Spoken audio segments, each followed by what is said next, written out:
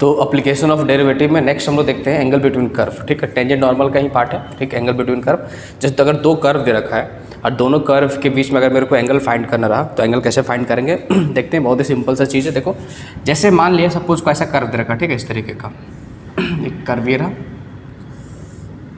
दूसरा कर्व ये रहा, ठीक है। अब सपोज दोनों कर्व मान लिया पॉइंट पी पे इंटरसेक्ट करा, है ना। सपोज कोई फंक्शन एफ एक्स दे रखा है and this is G x दे रखा है, ठीक है। अब बोला जाए चलो बताओ कि एफ एक्स और जी एक्स के बीच में कितना एंगल बन रहा है। तो जो एंगल दोनों के पॉइंट ऑफ इंटरसेक्शन से जो टेंजेंट पास कर रहा होगा, टेंजेंट के बीच में जितना एंगल बनेगा वही एंगल हम लोग बोलेंगे एंगल बिटवीन कर्व, ठीक है। जैसे मान लिया पॉइंट पी का कोऑर्डिनेट सपोज है अल्फा कॉमा बीटा, क्या कोऑर्डिनेट है, अल्फा कॉमा बीटा, ठीक है। अब मेरे को करना क्या करना है, इसके लिए एंगल फाइंड करना है, ठीक है। एंगल बिटवीन अगर मेरे को पता करना हो, angle between f x and g x की अगर मैं बात करूं, मेरे को क्या करना है एट फर्स्ट, सबसे पहला काम क्या करना है, अल्फा कॉमा बीटा मेरे को पता नहीं था, मैंने एफ एक्स और जी एक्स को सॉल्व करा, ठीक है। तो क्या करना है at first solve f x and g x. अगर एफ एक्स और जी एक्स को सॉल्व करोगे and then find coordinate of there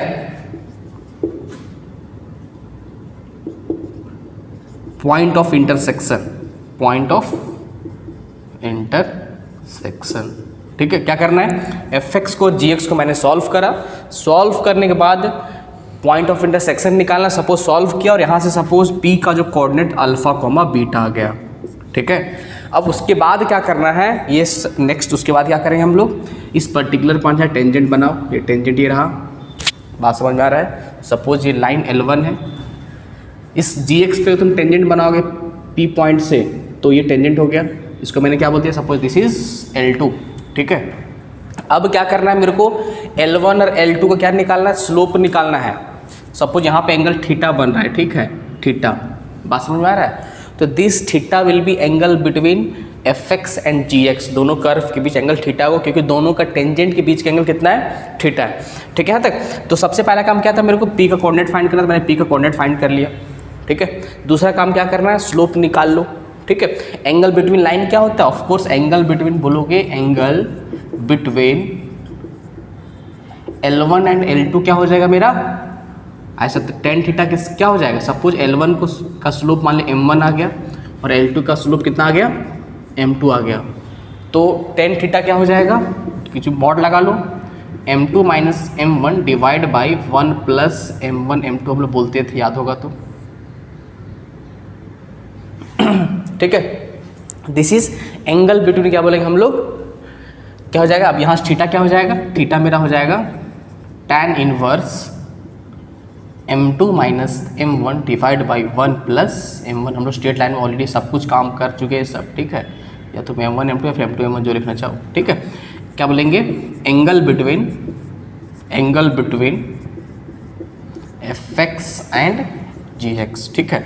अब स्लोप कैसे फाइंड करेंगे, बहुत सिंपल चीज़ है, तुम लोग स्लोप अब तक फाइंड कैसे करा जाएगा, हम लोग प्रैक्टिस ऑलरेडी कर चुके हैं और सबको पता है क्या करना है। सो डिफरेंशिएट करो, क्या करेंगे, डी ओवर एफ एक्स, इसको एक्स के रिस्पेक्ट में डिफरेंशिएट मेरे को करना है और क्या पुट करते हैं यहाँ पे, अल्फा कॉमा बीटा पुट करोगे, तो इससे सपोज मान लीजिए मेरा क्या आ जाएगा, ये M1 आ जाएगा, ठीक है। इसको डिफरेंशिएट करोगे इस फंक्शन, यहाँ पे अल्फा कॉमा बीटा पुट करने से जो वैल्यू निकलेगा वो M1 के इक्वल आ जाएगा।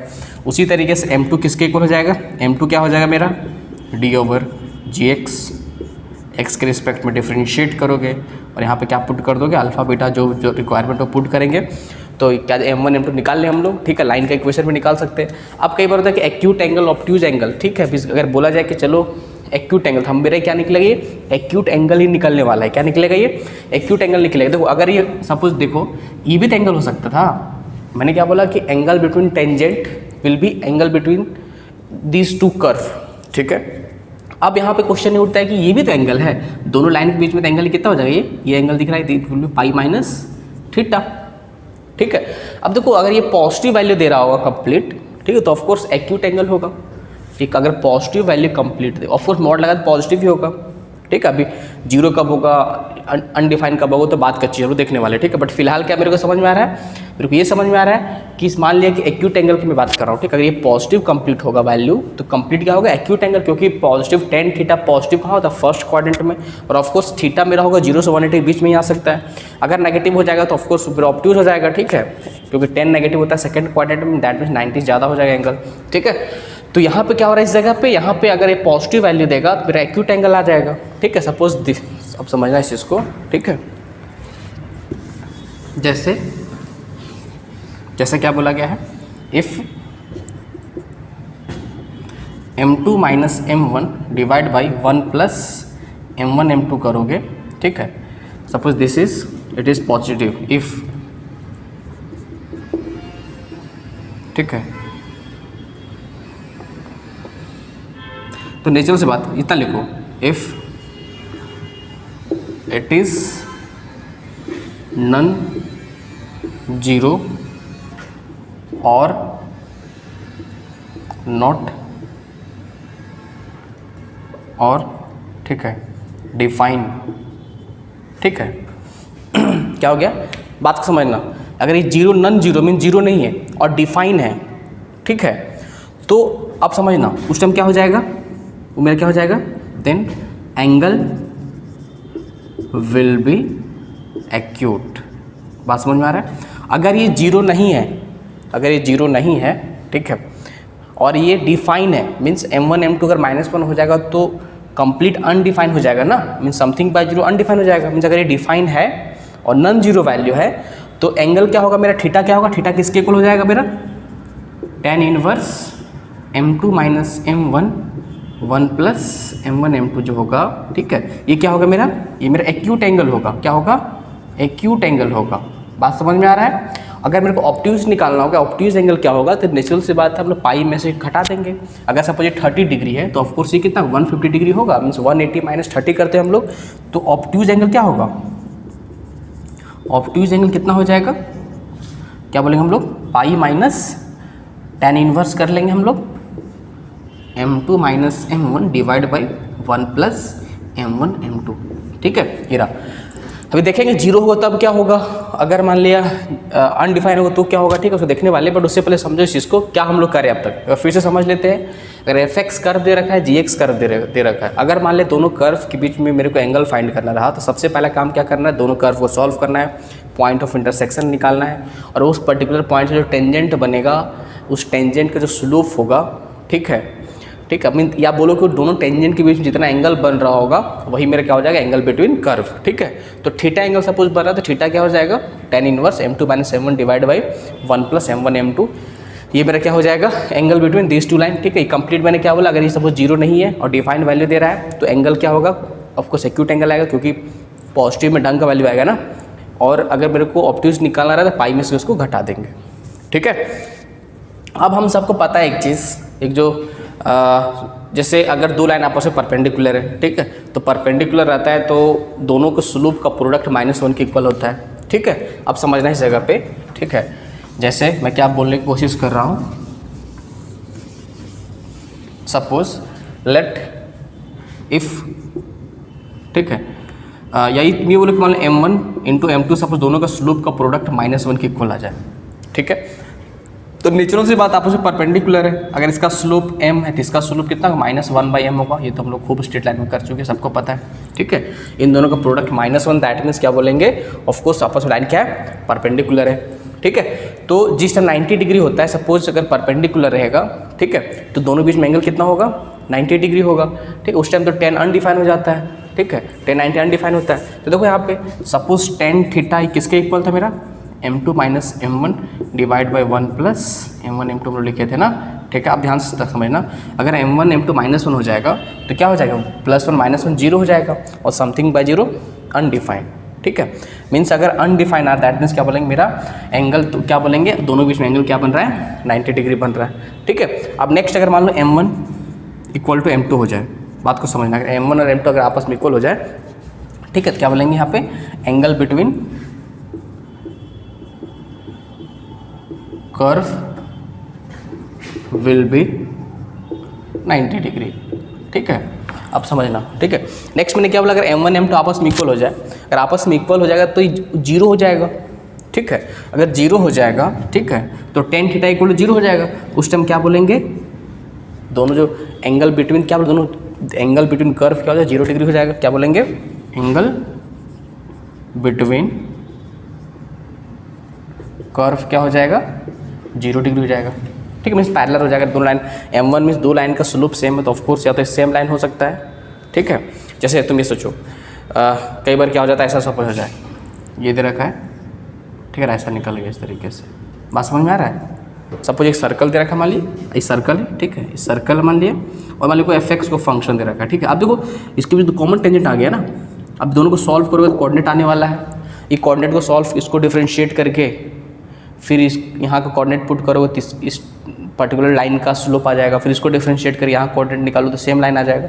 तो आपको सेम लाइन है, दोनों का स्लोप सेम होगा, इसके लिए m1 इसके लिए m2, तो m1 m2 आपस में इक्वल हो गया, तो सेम लाइन है, तो एंगल बिटवीन दिस 0 डिग्री हो गया ना यहाँ पे इस जगह पे, ठीक है।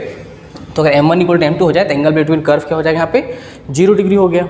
बात समझ में आ रहा है, मीन्स लाइन या तो पैरेलल है या तो सेम ही लाइन है, क्लियर है, ठीक है। अब यहाँ समझना इस जगह पे, यहाँ पे मैंने क्या लिखा था, अगर m1 m2 -1 की इक्वल आ जाएगा तो एंगल बिटवीन कर्व क्या 90 डिग्री।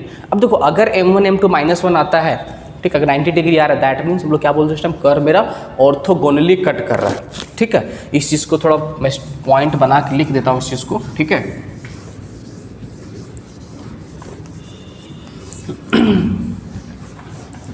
एक छोटा सा पॉइंट है, इसको ध्यान में रख लो, ठीक है। क्या मैंने बोला, ऑर्थोगोनल कर्व, ठीक है। मीन्स क्या होगा, इफ क्या होता है orthogonal curve, if angle between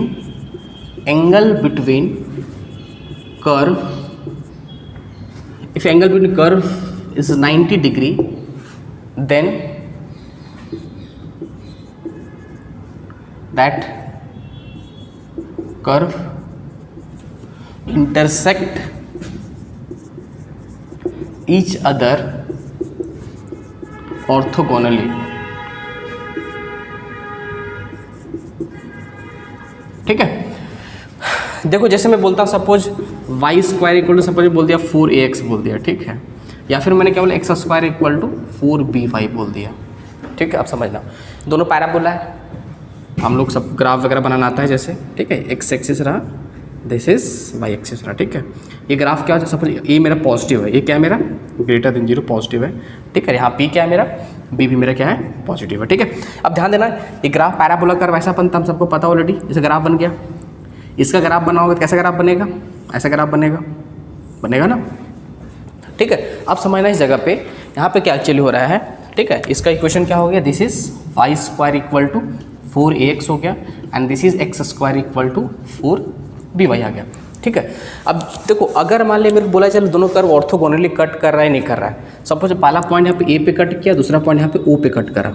अब ध्यान से देखना, इस कर्व को चलो एक कोऑर्डिनेट पर कुछ और आएगा, अलग बात है, बट यहाँ पे कट क्या कर रहा है, 0,0 से दोनों कर्व पास कर रहा है, कहाँ से पास कर रहा है, 0,0 से। अब देखो अगर मैं Y square equal to 4ax वाली लाइन पे अगर मैं टेंजेंट बनाऊँ तो ये टेंजेंट बनेगा, दिख रही है, वाई एक्सिस खुद है ये, इसका इक्वेशन x बराबर 0 है, और x square equal to 4by जो दे रखा है उसका टेंजेंट क्या हो जाएगा, ये हो जाएगा टेंजेंट, ठीक है। अब देखो एक्स एक्सिस और वाई एक्सिस के बीच में एंगल क्या था, 90 डिग्री बन रहा है। तो कई बार क्या होता है, हम लोग ग्राफ को देख के ग्राफिकली भी समझ सकते हैं कि ऑर्थोगोनली आपस में कट कर रहा है, नहीं कट कर रहा है, तो बिल्कुल दोनों के बीच में एंगल 90 डिग्री बन रहा है, ठीक है। और डायरेक्टली बिना सॉल्व करे बना लिए, अगर सॉल्व करना होता तो क्या करते, इन दोनों कर्व को आपस में सॉल्व करते, उसका पॉइंट ऑफ इंटरसेक्शन निकालते। अब देखो मेरे को ग्राफ देख के समझ में आ रहा है कि ऑफकोर्स ग्राफ दो जगह पे कट करने वाला है, एक तो 0,0 दोनों को सेटिस्फाई करेगा, देखो एक्स में 0 पुट करे, वाई में 0 पुट करे, 0 इक्वल टू 0, ये भी 0 इक्वल टू 0, तो 0,0 दोनों को सेटिस्फाई कर रहा है। अगर फिर और सॉल्व करते तो एक और कोऑर्डिनेट आता है ए का, ठीक है। अब क्या करते हैं, यहाँ से भी टेंजेंट ड्रॉ करते हैं हम लोग, ठीक है, एंगल निकाल लेते, बट यहाँ पे 0,0 से मेरे ग्राफ देख के समझ में आ गया कि 90 डिग्री बन रहा है, तो क्या बोलेंगे दोनों, ठीक है, बोथ एंगल बिटवीन, क्या बोलेंगे, angle between curve at point O will be 90 degree, ठीक है। इस जगह पे क्या ऑर्थोगोनली कट के यहाँ पे एंगल कितना है, 90 डिग्री, ठीक है। तो ऑर्थोगोनल का मतलब क्या हुआ, अगर कर्व के बीच में एंगल 90 डिग्री हो, मीन्स अल्टीमेटली दोनों लाइन का स्लोप का प्रोडक्ट -1 के इक्वल हो। जैसे मैंने क्या बोला, इसका स्लोप, ठीक है, जो होगा इसका स्लोप जो भी होगा, ठीक है, दोनों का स्लोप का प्रोडक्ट क्या हो जाएगा, -1 के इक्वल आ जाएगा। ठीक है, ये तो मेरे क्या बोलेंगे इस जगह पे, मेरा वर्टिकल हो गया ना, ये तो अनडिफाइन हो जा रहा है। ठीक है, तो orthogonal that means angle between curve will be 90 degree. Clear है? तो हम लोग ऑर्थोगोनल कर्व यहाँ तक कंप्लीट हो चुका है। अब नेक्स्ट हम लोग कुछ क्वेश्चन प्रैक्टिस कर लेते हैं।